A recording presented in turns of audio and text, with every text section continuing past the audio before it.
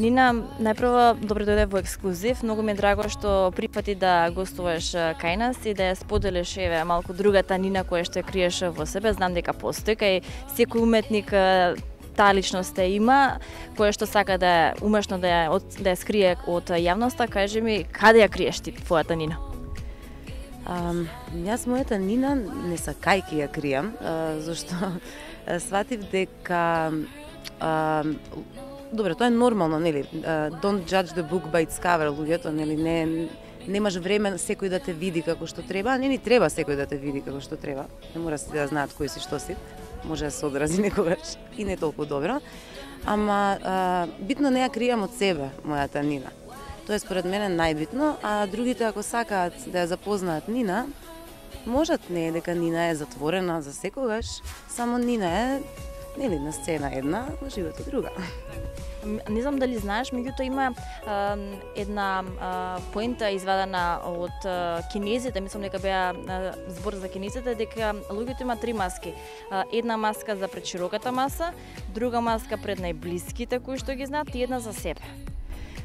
Да, па тоа има, има логика, уствари персона, значи маска и тоа е, сите ние сме персони, зашто се вика personality, зашто ставаме маска и тоа има логика кога ќе размислиш дека имаме улоги кои што ги играме во животот, ама јас гледам што помалку да глумам во животот, остаje во театар, така да.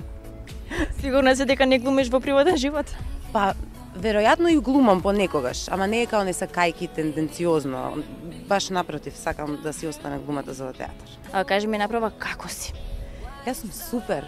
Периодов ми е многу убав и доаѓа пролет и сонце и ова ми е еден од омилените периоди во годината, зашто лав сум во хороскоп, многу сакам сонце. И убави работи ми се случуваат, баш сум супер. Како си ти?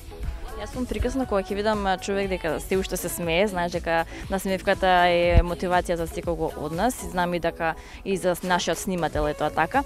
Меѓутоа, кажи ми што се случува сега кај тебе на професионално поле? Која представа е во тек? Моментално сите репертоарски представи што си ги играме редовно, во театар за деца една ми остана Волшебникот од Оз, во МНТ има многу, да не ги набројувам сега. Инаку фамилија Марковски се снима моментално втората сезона. Мислам дека гледачите имаат ставено печат и препознатлива по театар комедија, меѓутоа сега си во МНТ. Има некоја тука друга приказна за сето ова или? Во МНТ сум веќе 3 години. Приказната е дека кога дојдов во Македонија од Нови Сад, во МНТ ме ставија, што се вика, од автобус. Мислам, пошто тоа е театарот на моето детство, да. И многу пријатно ми е како дома, втора дома.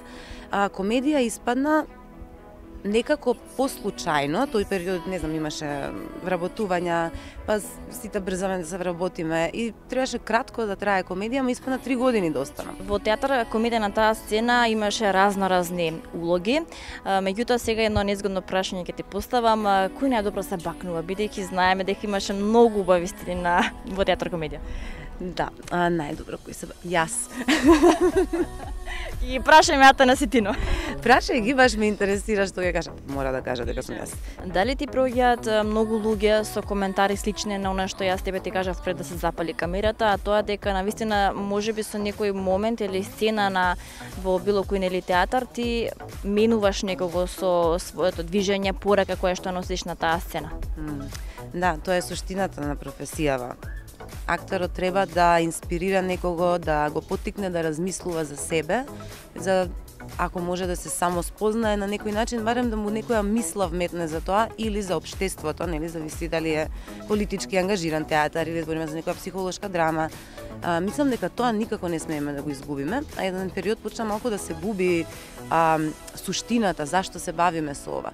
И мислам дека доколку барем еден човек после представа во која што играм или било која друга представа, си отиде дома со мисла дека ќе биде подобар човек утре дента, тоа е за мене, мислам дека тоа е тоа. Дали се добивала некакви цвеќња од обожаватели? Знаеме дека си една од поубавите актерки кај нас. Цвеќиња, можеби сум добила некогаш. Нешто друго? Обично ми приоѓаат, интересно, има едни две девојчиња, обично девојчиња приоѓаат, машките мислам дека се посрамежливи нешто од денешно време или не знам. Што треба тоа да значи ако женски приоѓаат почесто? Па тоа е многу кул од една страна, тоа значи дека се држиме меѓу себе, женските, а од друга страна мажи пишуваат на Facebook. Оддалеку, и тоа кажува многу. Што ти пишуваат? Па пишуваат, не знам, супер беше. Има и некои што не се премногу фини, има понекогаш. Непристојни понуди? Има ретко добивам непристојни коментари, ама ги има, тие не ги игнорирам. Ама има и фини дечки само оддалеку, а во живо ми приоѓаат во главном или помлади девојки или жени и тоа еве го приметив дека е тоа. Може ли да ми кажеш која улога или еве, нека не биде дел од театарот, нека биде филм. Кој филм ти го сликува твојот љубовен живот? Не знам за ова. Не знам дали можам да ти го одговорам вака, го немам размислувано. Мислам дека би бил некој микс, веројатно, можда. Не ми текнува ни еден, ама сигурно би било трагикомедија со хепи енд. Кај тебе, што значи се тоа на приватно поле? Тоа значи дека ми се случуваат убави работи на секое поле. Кога ќе тргне едно, иде друго, трето, треба само да мислиме позитивно, да се осеќаме добро, да се стремиме кон тоа да се осеќаме добро и доаѓаат работите. Може ли да ми кажеш како го освоја твоето срце? Мислам дека прво јас се најдов на едно место фино и после се појави се што треба. Стефан се викаш или Греш? Не, Стефан ми е колега веќе година дена. Само колега. Новото име нема да го споменуваме? Нема да го споменуваме. Не е актер? Не.